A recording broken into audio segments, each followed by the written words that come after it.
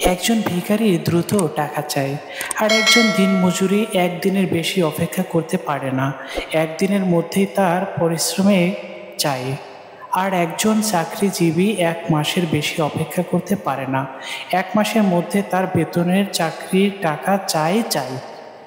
আর একজন দোকানদার 1 বছরের বেশি দোকান চালায় না, 1 বছরের মধ্যে হিসাব নিকাশ করে যদি লাভ হয় তাহলে করবে, নইলে সে তার দোকান বাদ দিবে।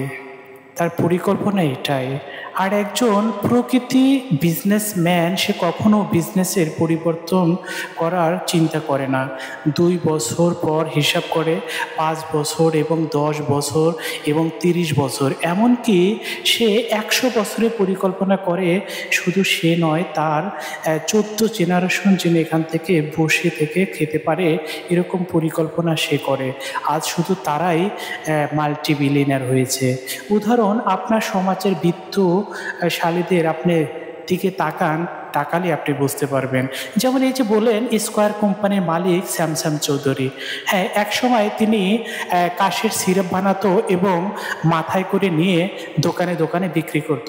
আজকে সেই স্কয়ার কোম্পানির মালিকের সেই প্রোডাক্ট, সেই কষ্টের ফসল আজকে তার 14 জেনারেশন বসে থেকে খাচ্ছে। এবং আজকে স্কয়ার কোম্পানির প্রোডাক্ট অর্ডার করে নেয় এবং পায় না, শুধুমাত্র তার সিরিয়াল ধরতে হয়, অগ্রিম অর্ডার করতে হয়। চিন্তা করেন সে কিভাবে মার্কেটিংটা করেছে এবং কিভাবে ধৈর্য ধরেছে।